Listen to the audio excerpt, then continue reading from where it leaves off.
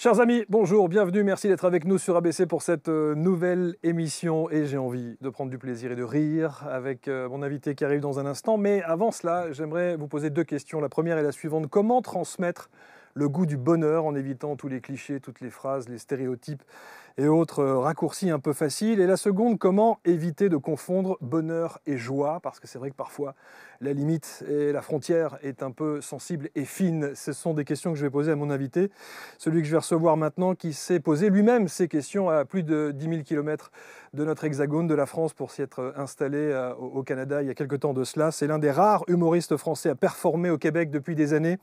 Un spectacle à guichet fermé, il y a plus de 200 000 personnes qui l'ont vu sur scène. Et auteur best-seller d'un livre dont on va parler aujourd'hui. Et un parcours de vie inspirant, moi qui m'a fait du bien, et que je vous souhaite évidemment de recevoir comme il se doit. Et je le crois profondément sincère en tout cas. C'est au travers de l'humour, du rire, qu'il utilise comme un médicament naturel, qu'il capte d'abord notre attention, ensuite qu'il sait aussi faire passer ses messages de vie. Quand on parle d'espérance, de résilience, d'introspection, 1,98 m d'empathie et de gentillesse malgré ses pieds froids. Et c'est un véritable hymne à la vie, tellement communicatif. Quel bonheur immense de recevoir sur ABC Jérémy Demey. À tout de suite.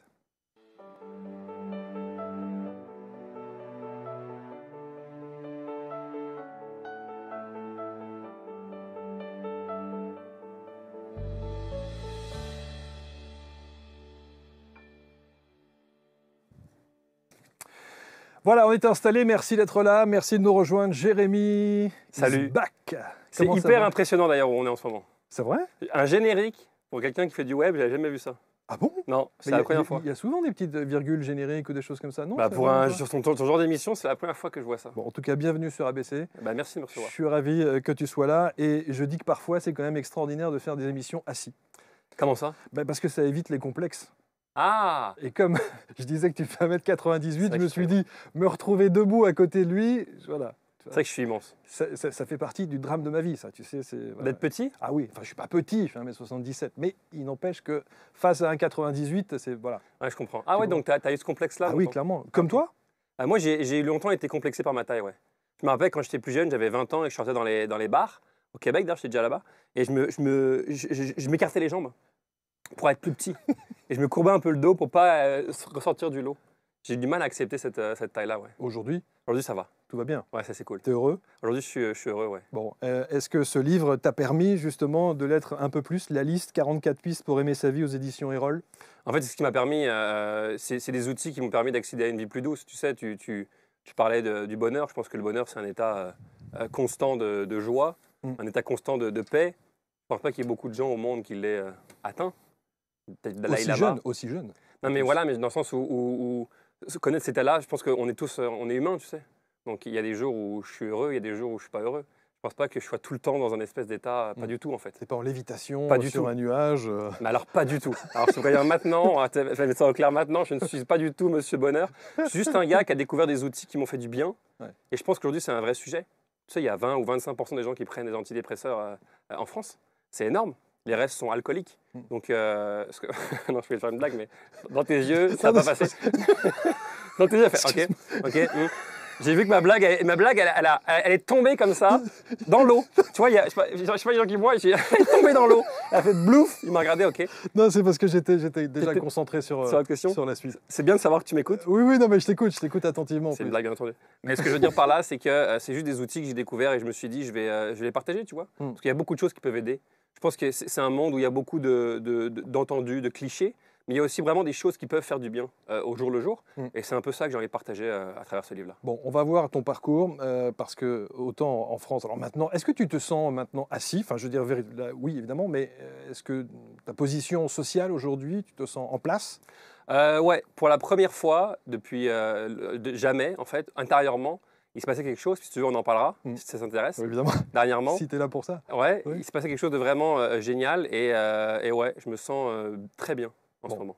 Tu viens de Dijon. Oui. Et on a un point commun. Notre Père. Qui est aux cieux? Oui.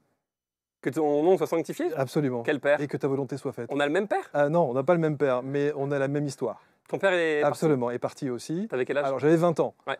Et toi, beaucoup plus jeune? 8 ans. 8 ans. Ouais. Et il y a une vraie question, et tu le dis dans ton livre, la question c'est de savoir comment est-ce qu'on grandit avec ça. Quand on a 20 ans, on peut se dire, voilà, ça y est, on a fait une partie du chemin, sauf qu'on grandit avec l'absence de la figure paternelle, et c'est évidemment très compliqué quand on commence à être un homme. Quand on est un enfant à 8 ans, comment on vit ça? Ça fait un trou dans l'âme. Je pense qu'à 8 ans, on s'en rend pas compte. Je me rappelle, moi j'ai 8 ans et je me rends pas compte ce que c'est que la mort. Tu sais, mon père qui meurt, la mort, c'est quoi ce concept? Il est où mon père? C'est très abstrait. D'ailleurs, je me rappelle à l'enterrement, je suis allé voir mon grand-père et j'ai dit, il pleurait, j'ai dit c'est pas grave, on en retrouvera un autre. Oui, j'ai entendu ça. Tu sais, mais bref, c'est juste façon de dire que je comprenais pas trop le principe de la mort. Et j'ai compris plus tard que ça m'avait fait un trou dans l'âme. Beaucoup, beaucoup plus tard. Et en fait, j'ai même compris les conséquences il n'y a pas très longtemps. Tu vois, j'ai 39 ans aujourd'hui. C'est plus de 30 ans qu'il est mort. Et j'ai compris à quel point son absence avait été dure. J'ai compris à quel point, même quand il était là, j'avais du mal à connecter avec lui. Mon père, c'était quelqu'un qui avait envie de plaire à son propre père. Je pense comme beaucoup d'entre nous.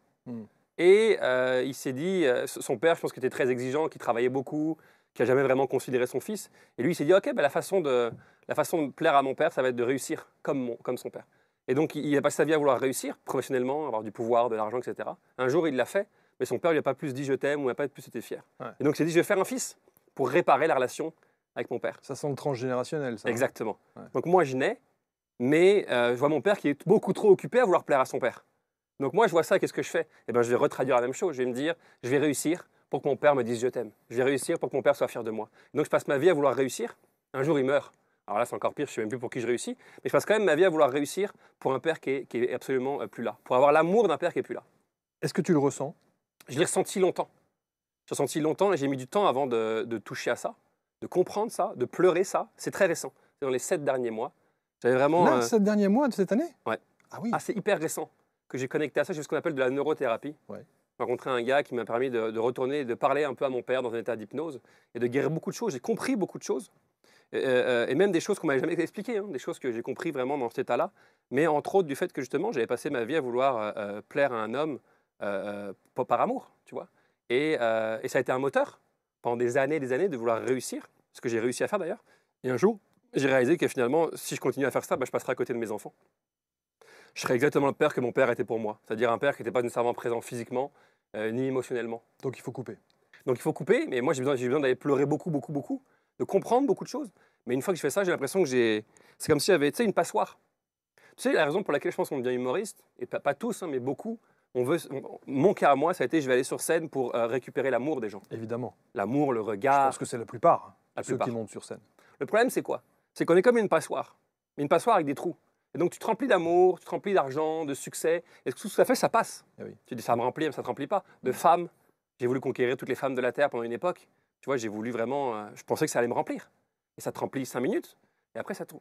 Et il y a très peu de temps, j'ai l'impression en tout cas, je n'ai pas l'impression de dire des conneries, mais c'est très récent que j'ai réussi à faire la paix entre le petit enfant de 8 ans et son papa. Et donc, ça a rempli ce trou-là. Alors, un mot sur ces séances d'hypnose. Comment elles se déroulent? Tu étais dans un cabinet avec un hypnothérapeute, un hypnologue? Ouais, c'est un neurothérapeute. Neurothérapeute. En fait, tu te mets dans un espèce d'état d'hypnose, mais c'est très simple. Tu te connectes à toi, tu fermes les yeux, et on dirait... Et il te guide? Il te guide. Ouais. Et j'arrive, et je sais que c'est très bizarre à dire. Même moi, au début, je le vivais, je trouvais ça bizarre. C'est comme si je parlais à mon père qui était devant moi. Et je lui pose des questions, comme si je te vois là, mais enfin, je ferme les yeux, je vois mon père, et je vais lui poser des questions, et il va me répondre. Et au début, je me dis, je doutais. Tu peux comprendre, je doutais, c'est pas possible, c'est des conneries. Et je lui ai posé des questions, il m'a répondu des choses, et j'ai vérifié avec ma mère. Et ma mère m'a confirmé ces choses. Que seule ta maman dont ta maman connaissait les réponses. Exactement. Des choses que on m'avait jamais dites. Et donc j'avais les réponses, c'est comme si je les avais en moi, tu sais. Je pense qu'on a nos réponses en nous. Comme tu dis, le transgénérationnel, l'inconscient de nos parents, on l'a ressenti, etc., etc. Donc j'ai ressenti des choses, j'ai vécu des choses. J'ai demandé la réponse à ma mère dans le réel, et c'est des choses qui effectivement avaient lieu, tu vois. Mais même ma mère ailleurs. Tu peux même faire ça avec les gens qui sont vivants. Tu vas poser des questions, et j'ai des réponses, et tu dis, ah ok, c'est ça. Et en fait, je me suis rendu compte qu'en tant qu'enfant, il se passe des choses dans notre vie, surtout reliées beaucoup à nos parents, et on donne un sens à ça. Par exemple, ma mère, moi, m'a provoqué. J'étais à terme, en tant qu'enfant, mais elle m'a provoqué. Et donc moi, en tant qu'enfant, le bébé, ce qu'il comprend, c'est « Ah, je me fais rejeter par ma propre mère. Ma mère ne m'aime plus. Ma mère me rejette. Ma mère me met... » Alors moi, j'étais bien à l'intérieur. Et en fait, je suis allé faire une séance là-dessus. Et ce que ça disait, c'était qu'elle a fait l'inverse. Elle avait un médecin qui partait en vacances. Et la seule façon que ce soit lui pour que je sois en sécurité, qu'elle soit en sécurité, C'était maintenant. C'était maintenant. Et moi, j'avais compris l'inverse. Donc, j'avais donné un autre sens à ça. Et forcément, des fois, je me sentais rejeté dans ma vie de tous les jours, je me sentais un peu à part, à cause de quelque chose comme ça, tu vois. Et donc, ça fait à peine 7 mois que tu as les réponses à ces questions, à Ouais. cette espèce de mal-être que tu avais en permanence? En fait, ouais, c'est quelque chose que je portais en moi, tu sais, ce besoin de plus. Ouais. Plus de succès, plus d'amour, plus de... Et c'était un moteur en même temps. Donc un moteur qui m'a permis de faire plein de super choses. Et c'est marrant parce que là, c'est très récent, je t'en parle vraiment avec fraîcheur, c'est que j'ai perdu ce moteur-là. J'ai perdu le moteur de toujours vouloir plus. Et donc, c'est très bizarre pour moi en ce moment parce que j'aime toujours mon métier. J'aime aller sur scène, je vais aimer faire des conférences, je vais aimer écrire. Mais le moteur qui m'a permis d'arriver en haut au Québec, eh ben, il n'est plus là. Tu vois ce que je veux dire? Est-ce que ça t'inquiète? Ben, il y a une partie de moi qui est en paix avec ça et une partie de moi qui a la trouille. Ah oui. Parce que je me dis, j'ai passé ma vie avec ça, littéralement ma vie. Depuis que l'enfant de 6 ans ou 7 ans a dit, il faut que je réussisse pour plaire à mon père, et ben je l'ai pris ce truc-là. Il m'a permis d'arriver jusque-là, et aujourd'hui, je suis un peu nu, et je ne sais pas ce qui va arriver sans ce moteur-là. En tout cas, tu accueilles. J'accueille. Ouais. J'accueille et je me dis, bah, écoute, c'est ça que je vis. Donc, Bon, alors, juste les pieds froids, ça c'était pour l'anecdote. C'est vrai que tu as toujours les pieds froids? J'ai souvent les pieds froids quand je me couche le soir. C'est pour ça que tu as mis tes très jolies chaussettes On peut le voir. esthétiques. Oui, effectivement. J'aime bien avoir des belles chaussettes. Oui, moi. c'est Pas du tout mode d'ailleurs. Non, pas du tout mode. C'est pas- Enfoiré. Alors, le Québec. Ouais. J'ai dit dans la présentation que tu es un des rares, et d'ailleurs le seul. Est-ce qu'il y a des Français qui ont performé comme ça au Québec? Il y a des Français qui performent, mais je suis Aujourd'hui, le oui, premier mais à t'es avoir premier. percé. Ouais. Je suis seul. Tu te retrouves là-bas parce que tu vas suivre un stage? Je me trouve là-bas parce que je faisais à l'école une ESC Marseille, une école de commerce à Marseille, et j'avais un stage de fin d'études à faire au Québec. En fait, au Québec, à l'étranger, et j'entends parler que le Québec, c'est un endroit extraordinaire, que Montréal, c'est super, qu'il y a le plus grand festival d'humour du monde. Ce qui est vrai. Ce qui est vrai. Et donc, moi, je me suis dit, comme je veux devenir humoriste dans la vie et que je dois faire un stage, je vais mêler les deux. Paf, j'arrive à Montréal. Je tombe amoureux de cet endroit, amoureux des gens, amoureux de la culture, C'est amoureux. super. Le peuple québécois est un peuple C'est foncièrement. super. Tu connais? Ouais, Un peuple foncièrement chaleureux, absolument. foncièrement bienveillant, foncièrement ouvert. C'est La hyper agréable. première fois que je suis arrivé là-bas, j'avais besoin d'acheter un petit truc dans une espèce de supérette, et la première question qu'on me dit à la caisse, elle me dit: comment allez-vous? Exactement. Là, t'es surpris, tu dis, oh, elle me parle. Mais exactement. Et c'est à moi de vous. Oui, absolument. Exactement. Comment allez-vous? Il y a un ça va, il y a un oui, tutoiement oui. facile. Oui, oui. Il y a un truc très agréable à vivre au Québec. Et donc, je tombe amoureux de ce peuple. Je m'apparente beaucoup à ce peuple-là, humainement. Et voilà, et je décide de rester là-bas. Et finalement, je fais ma carrière là-bas. Et je deviens naturellement, parce qu'il n'y en avait pas d'autre avant, le premier, d'ailleurs le seul, à faire ce métier-là là-bas. Alors c'est drôle parce que dans ton livre, tu expliques, tu galères quand même. Ouais. Au départ, tu te retrouves à jouer dans des pizzerias, sur des Ah ouais, comptoirs improbables, les câbles des micros sont trop courts, les salles sont éclairées à la bougie. À la bougie, t'as retenu ça? Oui, absolument. Ouais. À la bougie, j'étais À la là. bougie. À la bougie. Ça forge l'humilité. Hein. Ah, ça forge tout. Écoute, j'arrive dans ce bar-là, je jouais dans des bars, il devait y avoir 40 personnes, et on me dit, il n'y a plus d'électricité, aide-nous. Et moi, je réponds, mais je ne peux pas travailler, je ne travaille pas pour EDF, GDF. Et finalement, on attend une demi-heure, et je me dis, bah, prenez toutes les bougies, mettez-les sur la table, et je vais faire un show à la bougie. Et je me rappelle, parce que ça a été un truc marquant, tu vois. J'ai gagné mon Québec ce jour-là, je pense. Tu sais qu'il y a des gens qui font des concerts à la bougie maintenant. Mais avec des micros. Oui, avec des micros. Ouais, c'est devenu une ambiance. Ouais. Ah, t'as raison, ouais. Effectivement. Mais moi, j'étais debout, C'est ça. là, comme si on était là, Pendant que les gens mangent des pizzas. pendant que les gens mangent des pizzas, et là, je suis debout avec la bougie, et je fais mon truc. Ça a forgé mon métier. Et les vannes fusent quand même. Et les vannes fusent comme s'il y avait un micro. Mais c'est juste que je me rappelle parce que c'est trop marquant comme souvenir, tu vois. C'est trop atypique. Est-ce que pour être un des grands, on est obligé de passer par là? C'est une très bonne question. Est-ce qu'il faut souffrir un moment? Tout le monde nous dit ça. Tous ceux qui s'installent sur le canapé, c'est qu'il faut avoir visité la cave pour atteindre la lumière. Comme Tous? on dit. Quasiment. Écoute, moi, j'ai commencé par vivre une bonne cave parce que mon père est mort. Oui. Ça, c'est une bonne grosse cave. Et ensuite, effectivement, j'en ai beaucoup chié. Et je pense que ça m'a aidé beaucoup à apprendre mon métier. Je pense qu'en passant par des choses dures, tu te forges. Ouais. Est-ce que c'est nécessaire dans toute la vie, dans tous les secteurs? Je ne crois pas qu'on doit forcément avoir mal.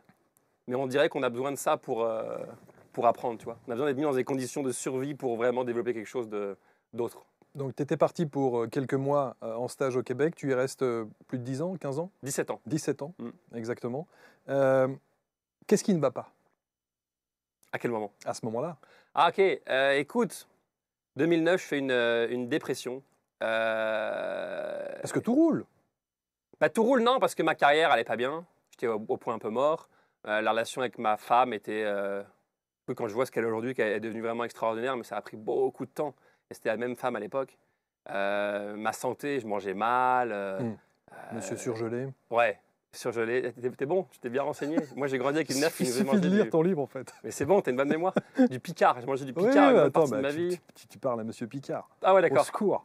J'ai Quand découvert... j'ai lu ça, je me suis dit, oh, faut arrêter. Il a raison, faut arrêter. Ah, écoute, j'ai découvert les fruits et les légumes, moi j'avais 23. Tu comprends? Je partais de loin, là. Très très loin, là. Et un jour, bam, dépression. Et la définition de la dépression, en tout cas celle que j'ai trouvée, c'est ne pas accepter ce qui est. Et je pense qu'il y avait beaucoup de choses à aller voir.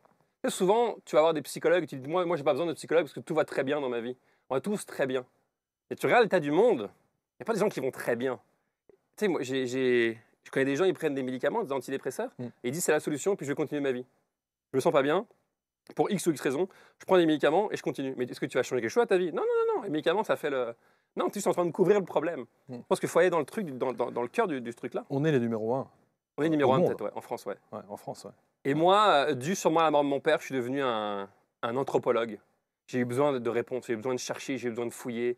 Je pense que j'ai encore besoin un peu aujourd'hui. Tu as vu, ça a pris du temps. Hein.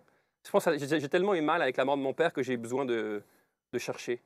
Et ça m'a amené plein de beaux. Hein. J'ai rencontré plein de gens merveilleux. Tu as reçu Franck Lobvet ici. On va en parler. Ouais. On va en parler. J'ai rencontré plein de gens. J'ai trouvé plein d'outils qui me servent encore aujourd'hui, que j'aime encore utiliser. Il y a aussi beaucoup de choses que j'ai laissées de côté, parce que j'ai vu que ce n'était pas tout qui était bon dans ce monde-là. Mais il y a beaucoup de choses qui me font encore du bien. Tu parles pas de ta maman? Ah non? Peu. Peu, hein? Ouais. Parce que je pense que le plus gros traumatisme de ma vie, ça a été mon papa. Je pense que l'épicentre de tout ça... Évidemment. Mais est-ce que ça te... Parce que là, pour le coup, tu t'éloignes à 10 000 km. Ouais. Tu ne vois pas nécessairement ta famille. Ouais. Évidemment, encore moins ta maman. On aurait pu imaginer qu'après un drame comme la perte de ton père, tu te rapproches encore plus de ta mère. J'ai eu une mère super... en fait, on est proches quand même. Mais j'ai eu une mère très présente. Qui, je pense, sans elle... je sais pas si... Je pense que je dirais la drogue ou je serais devenu pimp ou meurtrier ou, tu vois, ou j'aurais un cancer ou un truc énervé, je pense. Je pense que tu vis la mort d'un père aussi jeune... Ça a forcément à un niveau ou à un autre des conséquences. J'ai l'impression, hein. Enfin, je me trompe, mais... Et ma mère a toujours été très présente, très aidante, très supportante. Et c'est ce lien-là qu'on a, je pense. Ça a été une mère... sans elle, je pense que je serais parti à droite, je pense. Ouais, la mauvaise direction. Je pense que oui. Alors, quand tu es au Québec, j'ai lu un truc, il y a des expressions, alors les expressions québécoises, elles sont magnifiques. Le développement personnel et tout ce qui est loi d'attraction et autres au Québec, ils t'appellent ça le pelletage de nuages.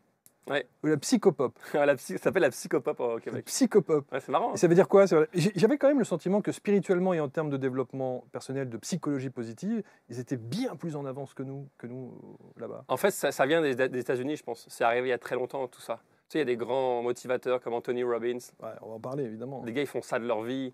Ouais, c'est ça. Ça remplit des 20 000, 30 000 personnes à parler de ça. Ouais. Les gens sont très, très ouverts à ça là-bas. Et pareil pour le Québec. Contrairement à la France, où on commence aujourd'hui à vouloir tolérer que, tu vois, il faut prendre 5 obstacles pour arriver à ça. Mais effectivement, les Américains et les Canadiens sont très, très ouverts. C'est un truc un peu qui est très commun. C'est un peu... c'est acquis, tu vois. Est-ce que tu arrives à bien distinguer entre le développement personnel, la spiritualité, ou est-ce que c'est pour toi, c'est une espèce de même fourre-tout et tu vas puiser... Parce qu'il y a un petit peu de tout. Il y a du développement personnel, il y a de la spiritualité, il y a plein de références, les Deepak Chopra et autres. Ça foisonne de références à chaque fois et de citations. Est-ce qu'il y a une frontière pour toi entre le développement personnel et la spiritualité ou c'est un pot commun? Je pense que la spiritualité, à moins que je me trompe, mais c'est un peu une façon d'exprimer ton esprit, tu sais. J'avais lu quelque part, je pense, la religion, c'est des limites imposées par l'esprit et la spiritualité, c'est comment tu exprimes ton esprit. Et j'ai l'impression que c'est un peu... je sais pas trop. Tu te dis spirituel? Est-ce que je me dis spirituel? Est-ce que je me suis dit longtemps spirituel. Parce que ça m'allait bien. Et est-ce que je me dis spirituel? J'y pense pas en fait, je dis pas. Je dis pas. Je l'ai dit longtemps, mais on dirait que je le dis plus. On dirait que ça me fait un peu... ça commence un peu à me faire chier, ce mot-là, tu vois. Je me dis, je sais pas, j'ai cherché beaucoup. Je continue encore, il y a quand même des choses qui m'intéressent. J'ai trouvé beaucoup de réponses. Ouais. Et je me dis un peu un chercheur, anthropologue de moi-même, de l'humain. Ça m'a beaucoup intéressé dû à mon traumatisme, tu sais, dû à la peur de mourir, dû sûrement à la peur de vieillir, à la peur de, tu vois. Mais ouais, je me dis peut-être chercheur. Explorateur de l'inconscient. Explorateur, pas forcément de l'inconscient et d'autres, tu vois, explorateur de moi en fait. Alors il y a des gens évidemment qui vont jalonner ton parcours, qui vont devenir extrêmement inspirants. Tu parlais effectivement de Franck Lobvet, on l'a reçu. Personnage. Personnage, hein, Francky. Hein. Personnage extraordinaire. Et que tu appelles Frankie Boy. Frankie Boy, que Frankie je rencontre en 2016 Ouais. à Montréal. Très belle rencontre, je me rappelle. Il vient faire un séminaire de 2 jours et j'ai aucune idée de ce que je vais voir. Tu vois, je me suis ouvert à dire, ah, tu sais quoi, je vais aller le vivre, quelque chose comme ça. Ma façon de réagir par rapport à tout ça. Et on arrête dans son séminaire et on est 30 et on est en rond et il parle à chacun. Bah, je ne sais pas si tu as déjà Oui, bien sûr. participé à un de ces trucs. Absolument. Et il est impressionnant dans ce qu'il fait. Et moi, je vois ça et j'en avais vu beaucoup à l'époque, mais j'avais jamais vu quelque chose comme ça. Et donc, je me rappelle, je me lève et je lui dis, écoute, Francky, et il me dit, ouais, je sais, moi aussi. Et il me fait ça comme ça, écoute, ouais, je sais, moi aussi. On va se boire un verre, on ment à nos femmes, on va manger un truc, tu vois. Et puis rapidement, quand tu vois l'humain qui se prend pas la tête, tu vois le gars qui veut juste vivre sa vie, quoi. Il y a pas de... Lui, il est contre tous ces concepts. Bah, Ouais, tu c'est sais, ça. tu l'as reçu ici. Hein. Il laisse pas indifférent. Hein. Il laisse pas indifférent. On aime parce ou on que... n'aime pas, hein, clairement. De quoi? On aime ou on n'aime pas. Hein. T'aimes ou t'aimes pas, mais je pense qu'il a ce talent de te mettre face à toi, consciemment et inconsciemment. Alors après, tu peux le prendre ou pas le prendre. Et souvent, quand tu le prends pas, c'est que ça vient... Ça secoue. Ça secoue, ça vient de faire chier, souvent. Mais ouais, il a ce talent de te mettre face à toi. Alors, j'ai lu les points communs que vous avez. Il y en a 4. D'abord, énorme besoin d'être reconnu et d'être aimé. Ouais. Tout comme lui. Ah ouais, bien sûr, ouais. Et d'ailleurs, alors, c'est bizarre parce que il est d'aspect comme ça, il est impressionnant quand on le voit et on n'imagine pas la sensibilité qu'il y a derrière justement ce côté extrêmement charismatique. Alors que toi, on te voit beaucoup plus, alors peut-être parce que c'est l'humour derrière, mais il y a toujours ce sourire, toujours cette espèce d'empathie. Donc on aurait pu imaginer que vous étiez très différents. Or non, vous avez d'abord ce point commun-là, que vous doutez tous les deux de vos capacités. Ouais. Ah, j'ai toujours douté, moi, de tout. Je suis toujours en train de douter de tout ce que je vais faire. Ouais. J'ai jamais... Il y a une certaine confiance une fois que je maîtrise, mais quand je maîtrise pas, je doute, ouais, bien sûr. Ah, c'est ce qui fait avancer aussi, je pense. Alors là, il y a un paradoxe, c'est-à-dire que tu doutes et par contre, tu aimes te mettre en danger parce que sur scène, tu fais beaucoup d'impro. Ouais, j'aime me sentir vivant.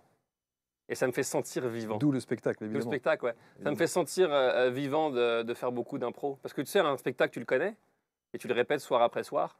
Mais quand tu vas parler aux gens, ce qui se passe, ben, tu le contrôles pas. Et donc, j'aime l'idée d'aller me mettre en danger, de sortir de... J'ai toujours eu besoin de me sortir de ma zone de confort. De me mettre un peu... c'est pas en danger le mot, parce que je ne me mets pas en danger. Hein. En danger, ça serait sauter dans des crocodiles. Ouais. Mais je me mettais dans une situation inconfortable. Clairement. Tu sais, partir au Québec, hyper inconfortable. Revenir en France, hyper inconfortable. Écrire un bouquin au départ, c'était quand même un peu inconfortable parce que je n'avais jamais fait. Donc il y avait cette idée-là de qu'est-ce que les gens vont penser, est-ce qu'ils vont apprécier, est-ce que ça va marcher. Donc il y a toujours du doute, mais je pense que moi, il me fait... Ou qui suis-je pour écrire? Qui suis-je pour écrire? Sentiment d'imposteur. Mais ce doute-là m'a toujours fait avancer, plus ou moins, tu vois. Sortir de ma zone de confort, j'ai toujours aimé ça, moi. Oui, parce qu'en spectacle, il faut expliquer qu'effectivement, tu vas toper quelqu'un dans la salle, ouais. Et puis tu vas pas le lâcher, en fait. Bah, c'est pas... ça, c'est un peu dit, on a l'impression que je tombe dessus, c'est toujours fait avec bienveillance. Bien sûr. C'est jamais bien sûr. méchant, c'est jamais... J'ai vu un extrait de spectacle où tu te retrouves face à quelqu'un, je crois qu'il y a une demande en mariage, ou en tout cas, et tu vas lui dire... fais ta demande en mariage maintenant. Ouais, quelque chose comme ça. Ouais. Il y a une histoire comme ça, et donc le pauvre type, et là, il se retrouve face à un public à qui il doit faire effectivement une demande en mariage par rapport à sa compagne, qui n'attend que ça. Je crois que c'était ça, en fait, l'histoire. En fait, j'aime rentrer dans le malaise. Oui, c'est ça. Pas par méchanceté. Oui, on est d'accord. Par enlever ce malaise-là. À chaque fois qu'il y a un malaise, que ce soit pour moi ou pour quelqu'un d'autre, j'aime aller là-dedans, parce que je crois que c'est la meilleure façon d'enlever ce malaise-là. Et puis je me mets là-dedans. Hein. Lui, d'ailleurs, il est fort pour me mettre là-dedans. Hein. Le nombre de fois, il me confronte à moi-même et ça m'a mis très mal à l'aise, qu'il te regarde, tu as l'impression que tu es à poil. Quoi. Exactement. Il lit. Il lit. Comme un livre ouvert. Et en fait, il me dit, j'essaie de ne pas le faire. Moi, il me dit, c'est l'inverse. Il me dit, tu vois, quand tu vois ce regard-là chez moi, j'essaie de ne pas le faire. Parce que voilà. Mais tu as l'impression qu'il fait ça. Ouais. Et donc il te met face à toi. Quoi. Oui, c'est ça. Et il y a un côté hyper malaisant et hyper agréable. Moi, c'est ça que je lui ai dit au début de notre relation. Je lui ai dit, n'hésite pas à me dire des choses sur moi parce que j'aime me connaître. J'aime l'idée d'aller me comprendre et d'aller, tu vois, parce que je sais qu'il y a des choses que j'ai besoin de voir de moi. Troisième point commun, la peur de décevoir. Ouais, la peur de décevoir, ouais. Encore maintenant? Encore maintenant, je pense. Encore maintenant. Malgré ces 7 derniers mois? Malgré ces 7 derniers mois, ouais, je pense que la peur de décevoir, je sais pas si elle a un rapport avec mon papa qui est mort, mais je pense que c'est quelque chose que j'ai en moi, tu vois. Peur de décevoir les gens que j'aime, peur de décevoir... surtout les gens que j'aime, je pense. J'ai peur de décevoir. Ouais, j'ai encore ça, je pense. Ta maman est venue? Au spectacle? Ma maman est venue ici, puis elle est venue au Québec. Ça doit être une fierté extraordinaire. Bah, j'imagine. J'imagine que... Elle t'a jamais dit? Si, elle me le dit. Quand je dis Si. j'imagine, parce que je suis pas dans son cœur, tu vois. Donc je dis les mots qu'elle m'a dit. Mais elle te dit pas, je suis fier de toi? Si, elle me le dit. Ah, c'est magnifique. Elle me le dit, puis tu sais, ça a été dur pour elle. Hein. Perdre son mari, sûr. élever ses enfants toute seule. Après, tu as un fils qui te dit je veux devenir humoriste à 7000 km de là. Parce que humoriste, c'est un métier très... beaucoup de gens veulent, puis peu de gens y arrivent. Et donc ça a été dur pour une maman de tout ça l'accumuler, je pense. Et me voir aujourd'hui m'accomplir dans mon métier, elle est fière, je pense. Ouais. C'est clair. Ouais. 4e point avec Franck Lobvé, Frankie Boy. Il va être content. La prochaine fois que je le vois, je vais lui dire ça. Alors ça va, Frankie Boy? La passion de l'humain, je pense que c'est la base. La passion de l'humain, ouais. La passion de l'humain, j'aime comprendre. Il a un talent que j'envie beaucoup, c'est ce talent-là de lire les gens. Il y a quelque chose en moi qui aimerait beaucoup avoir son talent à lui. Tu sais qu'il n'aime pas qu'on dise de lui qu'il est clairvoyant, qu'il a de la médiumnité. Ouais, je sais. Il en a, hein. Il veut sortir de ça, je pense. Ouais, il aime pas trop. Il aime l'idée d'être vu comme un philosophe. Ce qu'il est sûrement. Hein. Un penseur. Un penseur. Après, je pense que chacun le verra comme ils ont envie de le voir, tu vois, selon leur prisme. Mais effectivement, ouais, il n'aime pas qu'on dise ça de lui. Ouais. Alors, les autres personnalités, Tony Robbins, t'en as parlé tout à l'heure. Personnalité d'abord charismatique parce qu'il est aussi grand que toi, je crois. Ouais, ouais, il est très grand. C'est une armoire à glace. Ouais. Et lui, quand il fait des shows, effectivement, il se fait des zéniths et autres. C'est un spectacle extraordinaire. Qu'est-ce que tu as lu de lui? J'ai lu dans le temps, quand je lisais beaucoup de livres, ça a été le début de mon processus. Et c'est quelqu'un, effectivement, qui bouge beaucoup d'air, en fait. Je pense qu'il y a beaucoup de bon sens. C'est pas très positif, ça. Qu'est-ce que tu veux dire? Qui bouge beaucoup d'air. Ah non, c'est une expression québécoise. Ah d'accord, parce que ici, ça veut dire qu'il brasse de l'air. Ben, ça veut dire qu'il... tu sais, un charisme et un parler qui fait que ça bouge beaucoup d'énergie. Ça rayonne, ouais. Ça rayonne, ouais, voilà. Ouais, parce que, ok, ouais, c'est ça que je voulais dire. Ouais, quelque chose qui déplace des montagnes, tu vois. Il a ce charisme-là et il a aidé beaucoup de gens très connus à remonter la pente. Je pense qu'il est beaucoup dans cette... c'est vraiment l'inverse de Franck, je pense. Dans Franck, il y a une douceur, il y a une excitation. Lui, il y a une espèce de... Et ne serait-ce que dans le timbre de voix. Franck, il a un timbre de voix qui est toujours extrêmement posé. Hein. Ouais. Et tu sais toujours quoi? Très linéaire. Je pense que les deux sont bons. Évidemment. J'ai beaucoup regardé ce gars-là. Franck, on est amis. Et je pense que selon les gens, les deux sont bons. Il n'y a pas juste un ou juste l'autre. Et Franck te dira, mais je pense que les deux sont bons. Tu sais, parce que Franck, son talent, c'est de beaucoup aider les gens à se voir. Ouais. Mais il y a aussi beaucoup de choses que tu peux faire autre que te voir. Tu peux, par exemple, moi, j'aime beaucoup me mettre dans le froid dans la vie. Tu sais, en tout cas, on en parlera éventuellement, mais des choses physiques qui sont aussi, je pense, bonnes pour ton corps. Il n'y a pas juste ce qu'il fait lui. Je pense que tout est bon. Ça fait partie des 44 pistes dont tu parles, justement, autres, le froid. Je voudrais qu'on revienne juste sur Anthony Cavana qu'on a reçu. Ici, Anthony qui lui aussi a un parcours de vie qui revient de loin, là, et qui a eu quelques petits problèmes de santé. Et du coup, il y a une espèce de remise en question incroyable, ne serait-ce que par rapport à sa famille. Alors, tu savais qu'il était coach en PNL et en hypnose? Et alors, il a un petit rituel. Il fait 4 fois 2 choses tous les matins. 4 fois 2 choses? Absolument. Okay. D'abord, chaque matin, 2 choses, il pense à 2 choses pour lesquelles il est très fier. Okay. Dès qu'il se réveille. Ensuite, 2 personnes qu'il aime. Ensuite, 2 choses qu'il aime faire et qu'il veut faire dans la journée. Et enfin, 2 trucs qui l'ont fait rire. Et il nous explique dans l'émission que tous les matins, il a ce cheminement et ce mécanisme intellectuel, de neurosciences et autres, pour justement formater son cerveau à démarrer la journée de cette manière-là. Est-ce que toi, tu as des miracle morning, comme on dit, là, tu sais, le fameux truc du matin? Tu vois, Franck te dirait « Ah, arrêtez-moi toutes ces conneries, là !» Vous me faites chier avec vos conneries de neurosciences. C'est vrai qu'il dirait ça. Il dirait ça. Ouais. Et moi, je te dis qu'il y a quelque chose qui peut être bon là-dedans, qui est le fait de... En fait, pour moi, ce qu'il fait, c'est qu'il pense à des choses qui font sentir bien. C'est ça. Quand tu résumes. Et c'est un peu comme ça que marche cette célèbre loi de l'attraction. C'est la façon dont tu te sens, tu l'attires. Ça, tu y crois? Bah, moi, je pense que j'y crois, ouais, parce que j'ai vécu des choses avec ma femme et on l'avait expérimenté. Et moi, j'y crois, ouais. Je pense qu'on vit dans un monde vraiment vibratoire. Franck le dit en disant on attire ce qu'on vibre, mais tout le monde le dit d'une façon différente. Mais en gros, ce que tu envoies, tu le récupères. Et puis d'ailleurs, on l'a vécu. Les jours où tu es en colère, où tu n'es pas bien, tu tombes sur des cons. Je sais pas si tu as remarqué ça. Ou quand tu es joyeux et super ouvert, il va Donc j'ai l'impression que je ne sais pas comment ça fonctionne exactement, mais j'ai l'impression que ça fonctionne. Et donc je pense que ce que fait Anthony, c'est ça, c'est focuser à se sentir joyeux, heureux, reconnaissant. Et ça l'aide forcément dans sa journée, tu vois, ça attire ça en échange. Je me suis permis de mettre cette photo qui est sur les réseaux sociaux.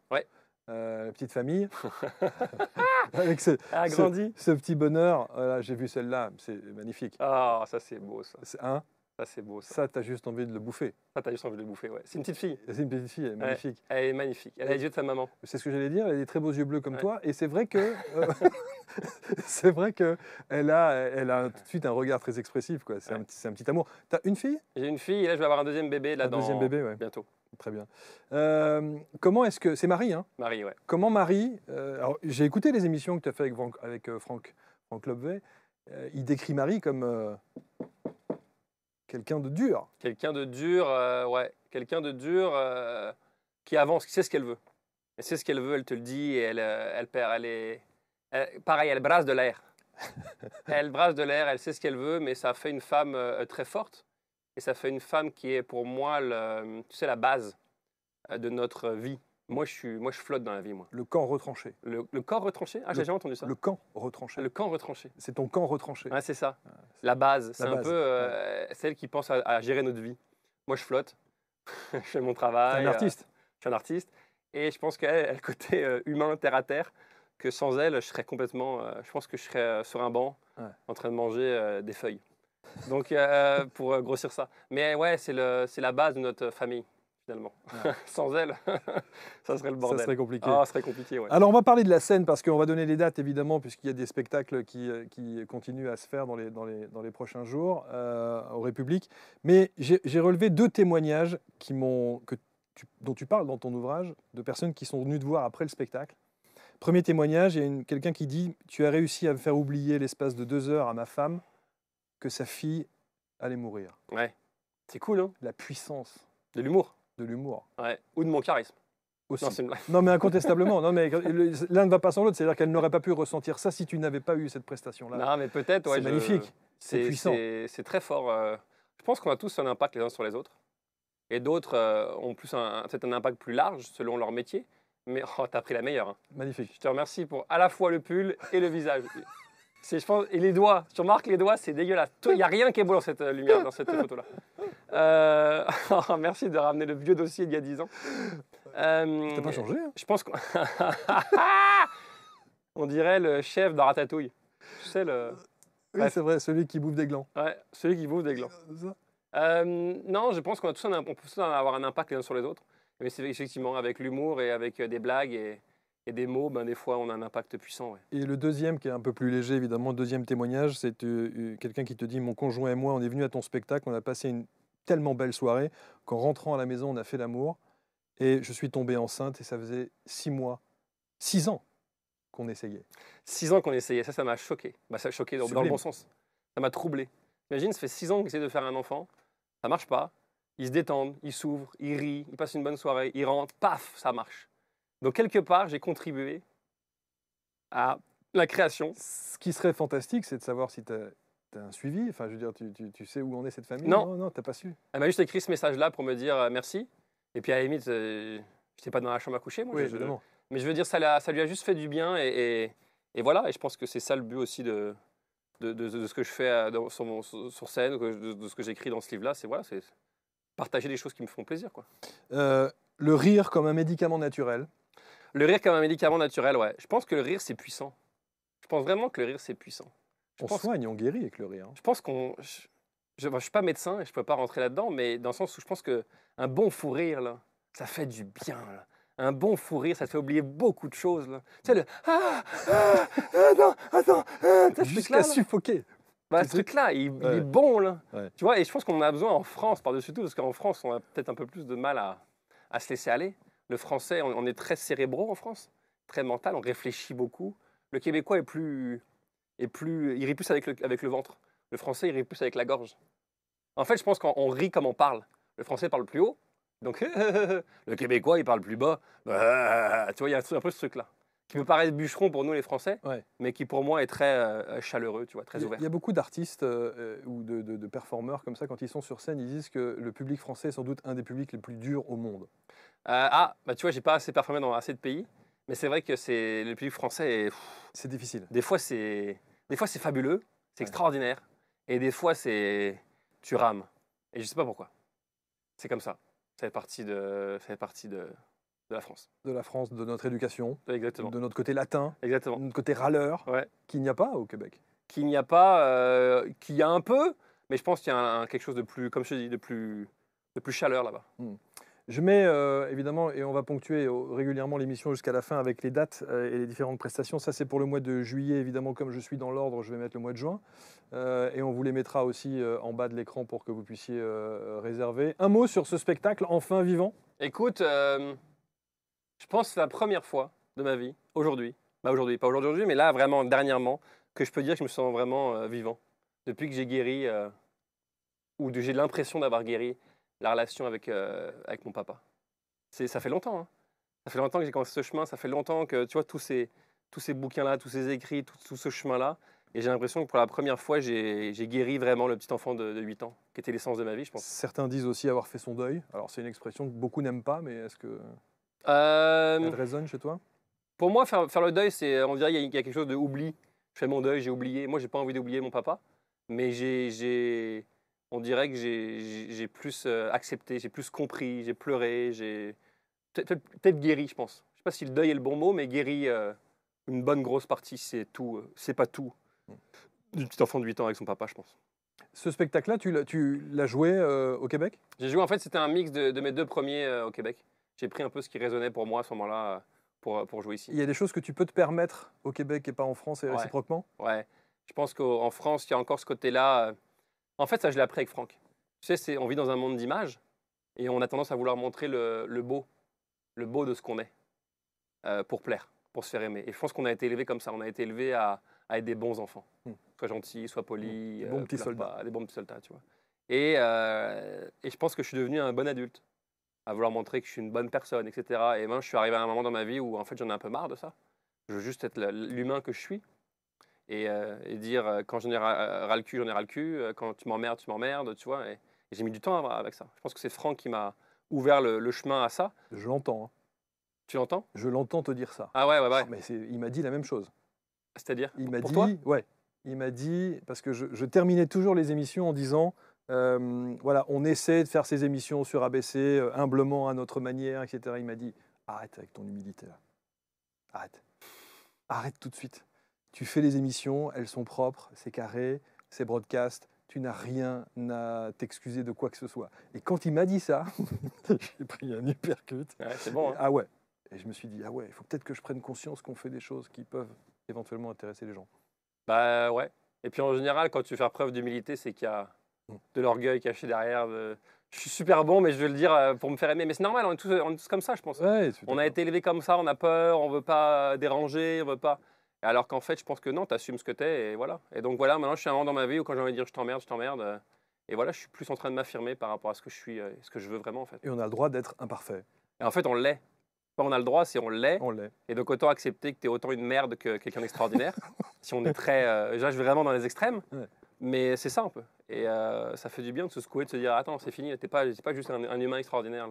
Tu es aussi plein de choses d'autres. Est-ce qu'il t'arrive de temps en temps, je pense souvent aux personnes qui sont comme toi sur scène et qui vivent des instants d'euphorie extraordinaire, de partage, de communion avec leur public, où tu te poses, tu rentres chez toi, tu es seul et tu fais un petit bilan de ce qui s'est passé ces dernières années, où tu regardes dans le rétro pour te dire, voilà, j'ai réussi ça, j'ai changé ça, j'ai évolué sur ça. Ça t'arrive souvent, ça, de faire ce petit travail d'introspection et de retour en arrière pour faire le bilan?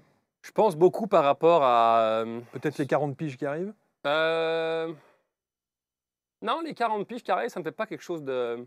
Je sais que tout le monde parle de ce...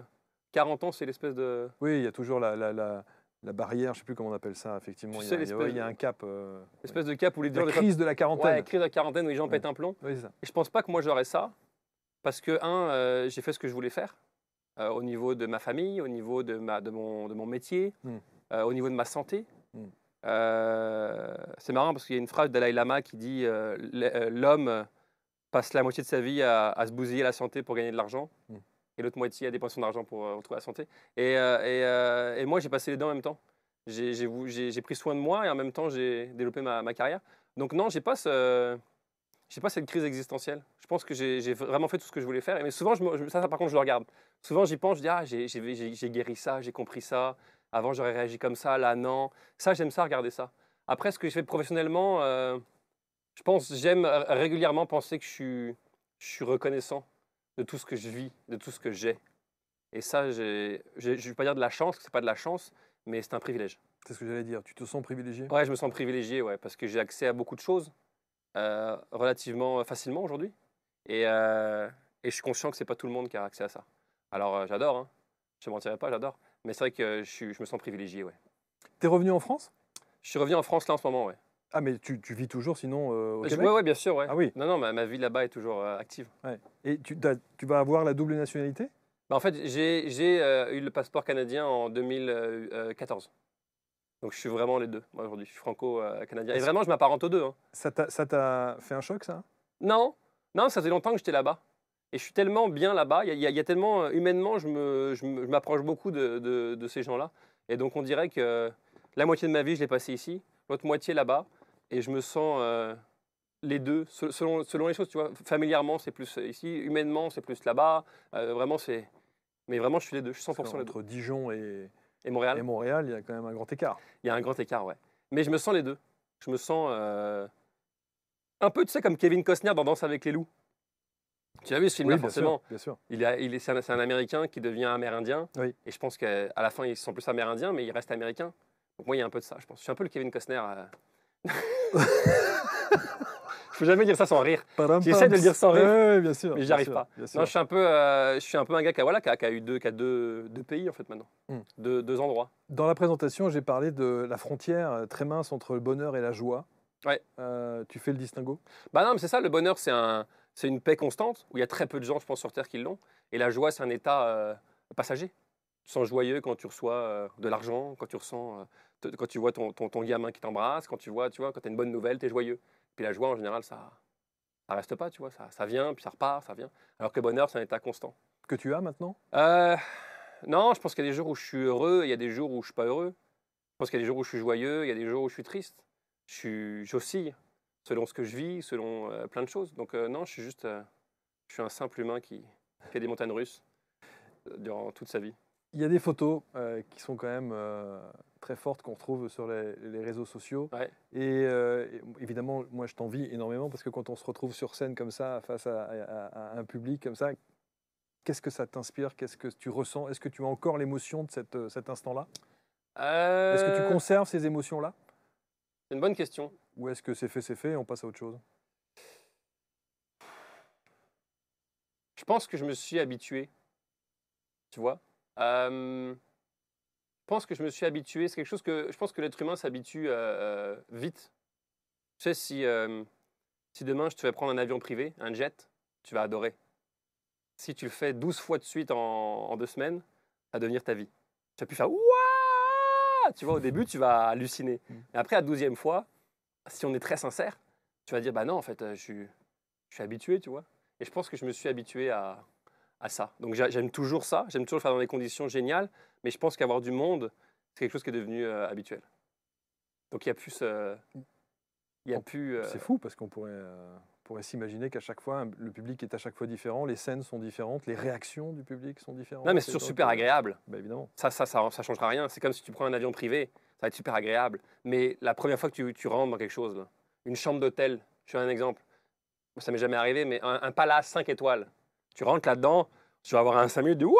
Tu vas avoir tout essayé, prendre ta douche, manger dans le lit, sauter dans la piscine. Il y a ce truc-là. Mais si tu vis là-dedans, c'est sûr, rapidement, tu t'habitues, tu vois. Donc c'est un peu ça, je pense. Je suis toujours heureux de le faire, mais il n'y a plus cette espèce de « Ouah !» tu vois, voilà.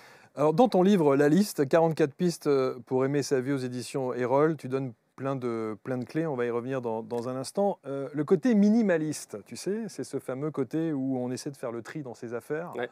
Et tu l'as fait, ça? Eh bien, regarde. Ton fameux porte-carte. Ouais, t'es vraiment renseigné. Mon porte-carte, les amis, c'est ça. Ça, c'est... je me balade avec ça. Avant, j'avais une grosse brique. On a tous un ami. Où on est... T'as ça, toi? T'as la brique? Voilà, il a la brique. Je le savais, il a la brique. Non, j'ai pas une brique. J'ai un petit... Il n'est pas aussi petit. Mais je suis très, très, très sensible à la grosseur du portefeuille. Ouais. Ça me rend fou. Hein. Donc, tu vois, avant, moi, j'avais une brique. Et dedans, il y a des factures. Il y a des cartes de bibliothèque. Il y a des cartes d'un magasin. On ne sait jamais, au cas où j'y aille. Tu n'es plus allé depuis 7 ans. Et je pense que si tu regardes dans le portefeuille de ces gens-là, donc peut-être toi, la moitié des choses qui sont là-dedans, tu ne les as pas utilisées depuis 6 mois. Et ben, quand j'ai vu ça, J'ai regardé tout de suite Et alors? dans mon porte-carte et j'ai viré des trucs. À vous? Promis. Carte de crédit, débit, C'est ça, machin, t'en as c'est 3 ça. ou 4 ou Ouais, 2 c'est ou ça, une. c'est ça. Derrière, permis de conduire. Ouais. Mais là, au Québec, nous, c'est une petite carte. Vous, en Non, France, on l'a aussi, le ça permis y de est. conduire comme ça. Après, t'as quoi? Une carte d'assurance maladie? Carte d'identité, mutuelle, Mutuelle. Donc, ouais, maladie et mutuelle. T'as quoi? T'as 4 cartes. la carte vitale. Ouais. Il faut 4 cartes. 4 ou 5. C'est tout, c'est ta vie. Oui, c'est ça, absolument. Le reste, tu peux les mettre dans ta des mecs voiture. qui ont des paquets comme ça. Des palettes. Ils se baladent avec des briques. Ils ont des briques. Ils sont comme ça. Ça, c'est leur portefeuille. Et ils devraient se les mettre comme ça à la ceinture. Et dire, voici mon portefeuille. C'est une brique. Et dedans, il y a des choses, c'est un poids. Tu peux prendre, tu veux faire du poids. Mais et ça sert à rien. C'est vrai. Ça sert vraiment à rien. Et donc, moi, un jour, j'ai compris ça. Et je me suis dit, attends, je vais m'alléger la vie. Et moi, j'ai besoin de m'alléger la vie. Je pars en vacances, je prends le minimum. 4 caleçons, 2 chaussettes, je ferai la machine à laver, un pull, un short. Et je prends le minimum. Moi, ma femme, elle te pack ça. C'est une femme. 12 paires de chaussures. 12 paires de chaussures. C'est ça. Et moi, je veux vivre avec le minimum dans ma vie. Je veux tout le temps, parce que je trouve ça, on a assez de... Et tu n'as pas été comme ça avant de prendre conscience de ça? Non, je pense pas. Je pense que c'est venu au fur et à mesure. Ouais. Je pense que... Et on dirait que, mais c'est par... tu sais, par envie que je sois plus simple. Moi, j'aime le simplifier la vie. J'aime... Plus c'est simple, plus je suis heureux dans la vie. Moi, dès que c'est compliqué, tu me perds. Et donc, si ça peut être clean, rangé, tu vois... Puis je suis pas non plus le gars le plus rangé sur Terre, mais j'aime que les choses soient légères. J'ai une clé. Chez moi, il y a un code au Québec. Donc, j'ai même pas de clé pour rentrer dans ma porte. Tu vois, j'ai vraiment le moins de choses possible. On dirait que ça m'allège. Et c'est peut-être parce que j'ai tellement de choses dans la tête. Je suis tellement en train tout le temps de... qu'il m'en faut le moins possible sur Terre, tu vois. Les techniques du froid. Alors, tu parlais justement de la fameuse technique de Wim Hof. Ouais. Tu l'as fait? Je le fais tout le temps. Tu sais que tu fais tous les matins. Ouais. Tu prends un bain d'eau froide tous les matins. Mais ça, avec les glaçons comme ça, tu l'as fait? En fait, j'ai pas mis. Lui, c'est que des glaçons. Moi, je mets des glaçons dans de l'eau. Donc, c'est pas comme lui, parce que lui, c'est que des glaçons. Mais je pense que là, il le fait là pour une expérience, mais sinon, il le fait avec de l'eau. Il se met dans l'eau froide. Ou en fait, peu importe les glaçons, pas glaçons, tant que l'eau est froide. Et après, il faut que chacun ait à son rythme. Mais l'idée, c'est d'avoir de l'eau froide. Après, ça peut être une douche froide. Ça peut être un lac. Et tu le fais tous les matins? Je le fais tous les sincèrement? matins. Ouais, tous les matins. Tu vois, à Paris, là, je le faisais. D'ailleurs, l'eau, c'est marrant, bizarrement, l'eau est plus froide à Paris qu'au Québec, l'hiver. Ah ouais. Je prenais des bains et puis elle était à 5 degrés, l'eau. 6 degrés. Et Enfin, début... tu te trempes, tu sors. Non, je reste 3-4 minutes. Ah oui. Ah ouais. Et au début, ça prend. Ça prend, ouais, c'est clair. Ça prend. Je te cacherai pas que ça prend. Mais plus tu le fais, plus tu t'habitues. Et puis j'aime tellement les bienfaits qu'on dirait que moi, c'est mon genre de... D'ailleurs, je sais plus si c'est moi qui ai montré ça à Franck, mais maintenant, il le fait. Il le fait? Je pense que je lui ai inspiré ça. Et qu'est-ce que ça a changé donc chez toi? Plus de tonicité sur le corps, la peau, la vie? Écoute, au début, quand je le faisais, vraiment, hein, je le faisais parce que je mélangeais ça avec l'exercice de respiration dont ce gars-là parle. Et je sortais de ma douche ou du bain et j'avais l'impression d'avoir bu 5 Red Bull. J'étais... tu vois, il y avait un truc comme ça. Et je me dis, attends, j'ai pas bu de café, j'ai pas bu de Red Bull, mais j'ai plein d'énergie. Je me dis, waouh, ça c'était au début. Après, je me suis habitué. Et quand tu t'habitues, naturellement, ton corps a moins de réactions. Mais aujourd'hui, je le fais et je te dirais que je connais les bienfaits derrière. J'ai plus forcément de réaction à part quand tu rentres dans un bain froid. Ça fait du bien quand même, dans un bain froid. Physiquement, il y a un truc. Faut oser quand même. Faut oser, ouais. Et en fait, on dirait que j'ai ce truc-là, moi, où je sais ce que ça me fait, je sais ce que j'en retiens. Et donc, j'aime le faire. Par exemple, je sais que quand tu vas dans un bain froid, ça développe des globules blancs dans ton système. Les globules blancs, c'est ce qui se bat contre les virus et les bactéries. Donc, je sais que plus je rentre dans le froid, et plus j'aurai un système immunitaire boosté. Voilà. Je sais aussi que l'idée de rentrer dans un bain froid, ça me stresse. Ça stresse mon corps. Et il y a mon cerveau reptilien qui dit « Sors, t'es en train de mourir », donc tu te mets à faire « Et si j'apprends à calmer ça, eh ben, j'envoie un autre message à mon cerveau qui est « Tout va bien. Tout va bien. En situation de stress, je suis capable de me calmer. » Et comme j'apprends à le faire avec le froid, je vais pouvoir utiliser ça dans la vie de tous les jours. Tu vois, en voiture, avec mes copains, avec mon travail. Sur scène. Et donc, j'ai appris à mon cerveau à moins réagir au stress, ou en tout cas à arriver à le calmer. Et donc, quand je reviens stress, je sais que ça m'aide beaucoup. Et comme le stress, moi, je pense qu'il m'arrive de stresser, comme n'importe qui, et ben, j'apprends à calmer ça. Tu as le trac? J'ai plus le trac quand je fais des choses dont je suis habitué d'aller sur scène. Je pense que je vais l'avoir si je vais faire un truc télé ou j'ai écrit un texte pour l'occasion ou tu vois, des trucs plus sporadiques. Mais sinon, aller sur scène, c'est plus un sujet pour moi. Tu sais que tu es un des rares à dire ça. Il y a encore des tas de gens qui disent moi, à chaque fois, les 5 minutes ou les 10 minutes qui précèdent l'entrée sur scène, j'existe plus, j'ai plus de jambes, plus de salive, je suis complètement pétrifié de peur et que le trac est une bonne énergie et qu'il faut l'avoir. Et que ceux qui ne l'ont pas, c'est pas nécessairement vrai. Je sais pas, parce que moi, j'ai pas ça. Alors, je sens le petit côté adrénaline, Ouais. un peu avant de rentrer, mais je pourrais parler avec toi Ouais. et entendre mon nom Ouais. et monter sur scène. Ouais. Ça, je peux le faire, Ouais. sans aucun problème. Et sans vouloir faire une démonstration de regarde comment je suis cool, et je peux. Hein. C'est pas un truc forcé. Je sais ce que je fais sur scène, je sais que je peux rester cool avant. Je pense pas que ça soit une espèce de. C'est juste parce que, ouais, je sais pas, l'habitude, ça me fait plus peur. Dans les 10 dernières minutes de l'émission, on a un petit rituel avec les 8 mots. Alors en fait, je te présente des mots, tu me dis en une phrase que ça évoque pour toi, ce que tu ressens au moment où ça s'affiche sur l'écran. D'accord. Action. Peur. Peur. Est-ce que tu as des peurs? Je pense que j'ai peur de mourir. Je pense que j'ai peur de mourir. Je pense que j'ai peur des. Malgré tout ce que tu écris et malgré tout ce que tu as vécu et malgré Bah, je pense tout le recul que tu as là-dessus? Ouais, là, je pense que la mort de mon père a tellement été un choc qu'il doit y avoir une peur tu vois, une peur d'être malade, une peur de mourir. Et puis parce que tu as des enfants. Et parce que j'ai des enfants. J'ai peur des requins. Depuis que j'ai vu les films Les Dents de la Mer, ça me fout la boule. D'abord, j'ai envie de passer à travers ça, parce que ça fait tellement longtemps que c'est là, mais j'ai peur de manquer d'argent. Ah oui? Ouais, j'ai toujours eu peur de manquer d'argent. Je pense que j'ai ça depuis tout petit. J'ai dû prendre ça de mon père ou de ma mère ou de mes grands-parents qui avaient dû vivre la guerre ou tu sais, des trucs qu'on se passe de génération en génération. Donc, ouais, c'est ça. La discipline, tu Ça, en as? je suis très discipliné. Je suis très, très discipliné. J'ai encore une routine aujourd'hui le matin, entre autres avec le froid ou boire un litre d'eau. Il y a un truc pour moi qui me dit que je fais un bon choix. Tu vois, pour moi, je sais que ça peut faire un peu militaire, mais je pense que ma vie résulte de choix que je fais. Et j'aime l'idée de faire des bons choix. J'aime l'idée de régulièrement faire du sport. J'aime l'idée de, tu vois, remplacer l'alcool par de l'eau. J'aime l'idée de. Donc je suis quelqu'un de très très discipliné quand je veux l'être. Quand je veux pas, là, tu me perds. Là, alors là c'est fini. Faut pas te forcer. Non. Faut pas te forcer. Honnêtement, quand je m'en fous, je m'en fous. Mais quand je. Bonheur. Bon, le bonheur, on en a parlé tout à l'heure. Hein, la différence entre le bonheur et la joie, ouais. joie, tu as déjà répondu. Se plaindre. Je pense d'origine, ouais, je suis assez plaintif parce que je suis français. Je pense qu'en tant que Français, on a été élevé à se plaindre tout le temps. Ouais. Mais je pense que j'ai encore un peu de ça en moi. Je viens de me dire, tu ressembles à Jean Dujardin. Je sais pas pourquoi. Ah, je ressemble à Jean Dujardin? Je viens d'avoir un flash de toi, et un petit quelque chose de Jean Dujardin. Un petit quelque chose, excuse-moi. Alors tu sais, on m'a dit ça, on m'a dit François-Xavier de Maison. Ouais, aussi, ouais. Le mélange entre les deux. Je préférais un petit Dujardin, ça dérange personne. Mais bon. Excellent. Mais bon. Excuse-moi. Non, tu as raison. Se plaindre, ouais, je me plains encore, ouais, je pense. Ouais. Je pense que ça fait partie de moi. Si on demandait à Marie quel était ton plus gros défaut, tu dirais quoi, à ton avis? Écoute, j'en ai plusieurs, mais... Bordélique. Non, je reviens souvent sur mes choix. J'ai du mal à... Ah oui. Tu vois, j'ai toujours peur de faire le mauvais choix. Alors, ça ne m'empêche pas d'avancer. C'est-à-dire que je ne me dis pas, cette maison, est-ce qu'on l'achète ou est-ce qu'on l'achète pas? Je vais le faire. Mais après, je me dis, est-ce que c'était une bonne idée? Oui. Ou, mettons, je sais pas, moi, si on... je dis n'importe quoi. Demain, on se fait creuser une piscine, je dis n'importe quoi. Et on dit, OK, ça va être telle taille. Après, attends, est-ce que ça aurait été un peu plus grand? Ou est-ce que ça aurait pu être un peu plus large? Ou, tu vois? Je connais ça. Tu connais ça? Ouais, je connais. Donc, j'ai tendance à revenir mentalement, parce que je pose des actions, mais mentalement, je reviens sur mes choix. Et ça me fatigue. Je me fatigue tout seul. Ouais. Et je pense que j'ai une peur de faire le mauvais choix qui vient de je ne sais pas où. Et je m'auto-soule. Je m'auto-soule, ouais. Je m'auto-fatigue. Je m'auto-fatigue, c'est vrai. Alors, cette phrase. Bah, je pense que... Tout est possible. Je pense que tout est possible si tu l'as dans ton cœur. Ouais, elle m'a agacé longtemps, cette phrase. Bah, tu vois, si je te dis... Pourquoi?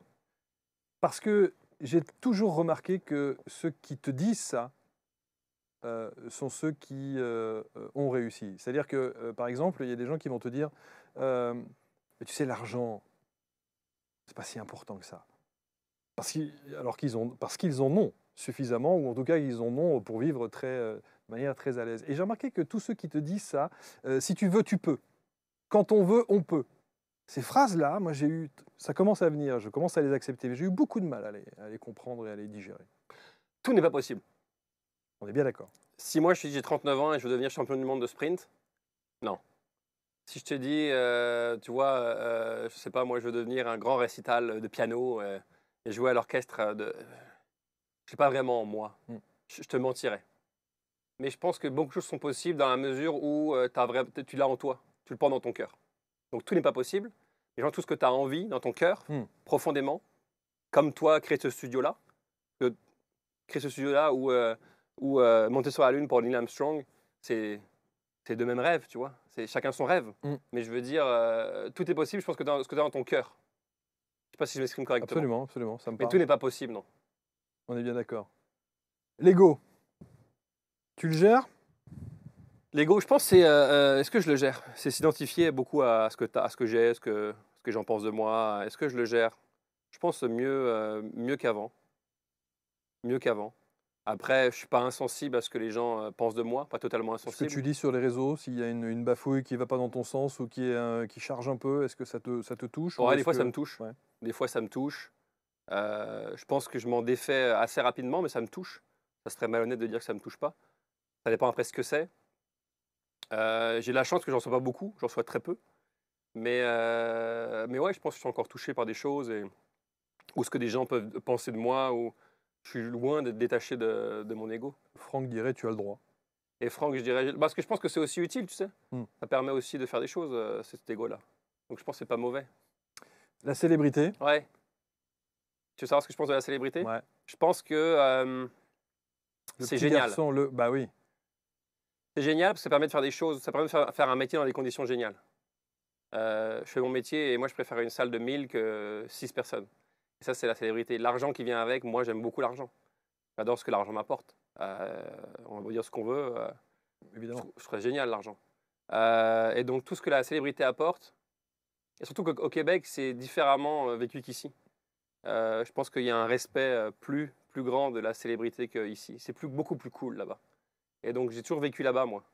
J'ai jamais vécu la célébrité ici en France, donc je sais pas comment ça se vit ici, mais je pense que là-bas, ouais, c'est cool. Pourtant, beaucoup te connaissent en France. Ouais, mais par rapport au nombre de gens qu'il y a, oui, bien sûr. c'est pas quelque chose. Au Québec, au Québec, tu vois dans le regard des gens régulièrement qu'ils me connaissent, mais ils sont très cool. Ici, je pense qu'il y a un rapport à la célébrité qui est un peu différent. En tout cas, j'ai l'impression. Hein. C'est-à-dire qu'en France, on a plus de mal avec la réussite, surtout. Ah, peut-être, ouais. On est plus en conflit, c'est-à-dire qu'à partir du moment où quelqu'un réussit, c'est qu'il y a un truc louche. C'est dommage, hein. Oui, c'est souvent ce qu'on reproche aux Français. C'est dommage. Merci. Bah, merci en général, je pense. Merci, je sais pas si on peut dire à la vie, mais... Tu dis merci à tout. Hein. En fait, tu sais quoi? À mon père. Merci d'être mort. C'est dur ce que je veux dire. Parce que s'il est encore en vie, sûrement que je travaillerais à L'Oréal ou à je sais pas où, en marketing, et que sûrement je serais en train de passer à côté de la vie de mes enfants pour pouvoir plaire à ce monsieur-là. Je dis sûrement parce que je connais pas la vie, mais merci parce que sa mort m'a amené beaucoup de cadeaux. Ça a été la plus grande douleur de toute ma vie, et aujourd'hui le plus beau cadeau de toute ma vie. Grâce à ça, j'ai pu réussir tout ce que j'ai réussi dans la vie. Ça m'a apporté une vie géniale, et grâce à ça, aujourd'hui, je peux être un papa présent, à la fois physiquement et à la fois émotionnellement. Et ça, c'est le cadeau que sa mort m'a apporté. Je vais retenir ça. Je vais retenir ça parce que évidemment, Bien ça sûr. me parle aussi, ça Ouais, m'impacte aussi. Est-ce que tu parles de leur grand-père à tes petits? Pas encore, parce que tu sais, ma fille a juste 2 ans, même pas 2 ans et demi. Et puis l'autre, c'est encore un fœtus. Enfin, Ouais. il est plus fœtus, mais il est dans le ventre de ma femme. Il va arriver. Il va arriver, mais un jour, s'il me demande, bien sûr, j'en parlerai. Et puis tu sais, j'ai pas eu tant de liens avec lui. Eh oui, évidemment. J'avais 8 ans. Mais les photos, il y a Ouais. toujours un film qui traîne, il y a toujours une photo quelque part, il y a toujours un album qu'on peut feuilleter. Ouais, j'ai pas vraiment d'histoire avec lui. D'histoire qu'on m'a racontée, mais c'est pas des histoires vécues. Comme je te dis, il n'était pas souvent là quand il était vivant. Et puis j'avais 8 ans, donc avant 8 ans, les souvenirs sont assez... Ou peut-être que j'ai tu sais, ce truc-là d'avoir oublié, un peu amnésique, d'avoir oublié ce que j'avais fait avant 8 ans. Mais j'ai pas beaucoup de souvenirs, donc je leur raconterai ce que j'ai compris de lui, je pense. Est-ce que grâce à lui, je peux être le père que je voulais être. Et en tout cas, grâce à toi, beaucoup vont cheminer vers cette réflexion et ce travail intérieur. La liste et les 44 pistes pour aider sa vie aux éditions Erol.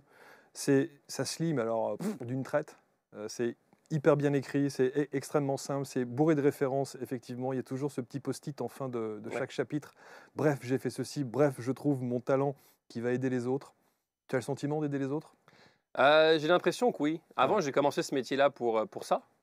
Et j'ai l'impression qu'en mûrissant, aujourd'hui, je le fais parce que j'aime le faire, peu importe le métier, et parce que j'aime le faire.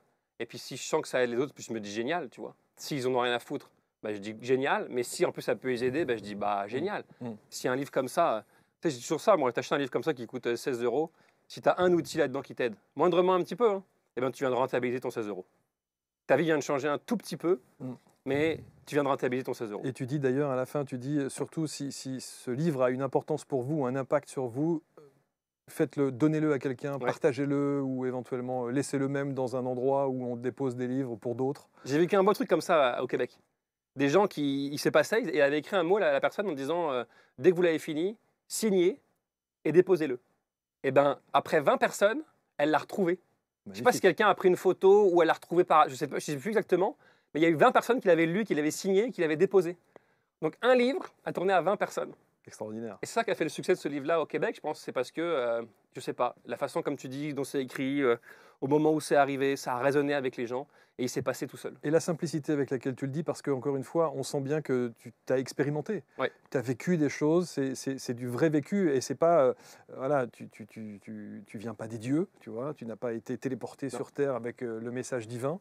On sent bien que voilà, tu as été heurté aussi par la vie et qu'aujourd'hui, au travers de ce que tu écris, tu arrives à transmettre des messages et à susciter un intérêt particulier pour les gens qui ont envie de faire ce travail d'introspection et d'évoluer et de changer dans leur vie. Moi, je trouve ça fascinant. Et ça, pour les petits, pour les enfants. Magnifique. Ah ouais, bah ouais, bonne idée, ouais. En fait, tu sais quoi, pour résumer ce que tu viens de dire, c'est j'enseigne ce que j'apprends. Je le fais en toute humilité parce que je suis loin d'être un grand gourou. En fait, je ne suis pas du tout ça. Je suis juste un simple humain qui m'intéresse à ce monde-là et qui se dit ah, ça existe. Ouvrez-vous si vous voulez vous ouvrir. Moi, je me suis ouvert, ça m'a fait un bien fou dans ma vie. Et voici, ça existe. Et prenez cette caisse à outils ou pas. Et tu devrais en faire une version illustrée. Illustrée. Avec des dessins. Ah ouais, ok. Pour les enfants. On va en parler à Erol. Si le bouquin fonctionne, on va en parler à Erol. Voilà, je vous invite évidemment à lire ce livre, à vous le procurer. Je vous invite aussi, et on mettra les dates juste en dessous, à aller voir sur scène Jérémy, parce que ça vaut le détour. Et quand on sait qu'on peut faire des bébés en sortant de son spectacle, franchement, ça vaut le détour. Merci infiniment de nous avoir suivis. Merci vraiment, Jérémy. C'est hyper agréable. Merci d'avoir reçu ici. Et au plaisir, tu repars quand ? Au Québec, je repars début juillet pour la naissance de mon bébé. Quelle est la meilleure période ? Oh, début juillet, c'est un cancer. J'ai eu peur, c'est un cancer. Je me suis dit, il a un cancer. Non. Je sais pas. Bah oui. T'es sûr ? Juillet. Attends, il est prévu le 26. Ah, parce que ça peut être Lyon à cheval. Ma mère est du 27, donc elle est de Lyon. Elle est Lyon. Et je suis du 12 juillet, je suis cancer. Ah merde. Ah merde. On dirait que Lyon, c'est plus beau que cancer. Je sais pas, j'en sais rien, je suis pas. Non, mais avoir un cancer ou avoir un lion, ouais. T'as mieux avoir un lion ? Non, je préfère avoir un cancer. T'as mieux avoir un cancer ? Ouais, parce que le cancer, j'aime la sensibilité du cancer. Non, mais avoir un cancer, littéralement, je te parle. Ah, mais. T'as mieux avoir un cancer ou un lion ? Parce qu'un lion à Paris, c'est chiant. C'est vrai. Un lion à Paris, c'est chiant. Ça me fait penser au sketch de Pierre Palmade et au bouquin de Pierre Palmade. Tu préfères. Exactement. Il faut lire ça aussi. Merci infiniment, Jérémy. Merci à toi. Quel bonheur. Merci à tous de nous avoir suivis. On se retrouve évidemment prochainement sur ABC. Surtout, laissez-nous des commentaires sur ce que vous pensez de l'émission. Et puis, allez au spectacle, lisez, partagez cet ouvrage et dites-nous un petit peu les retours de ce que vous avez perçu d'abord du livre et du spectacle. Salut à tous, à très bientôt. Merci à Tim pour la réalisation. Ciao.